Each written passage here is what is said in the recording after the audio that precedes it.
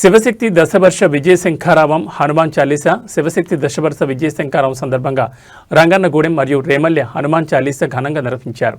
ఈ కార్యక్రమానికి ముఖ్య అతిథిగా ధర్మ ప్రచారక్ ఎడవల్లి పాండురంగారావు ఆలయ అర్చకులు పాల్గొన్నారు.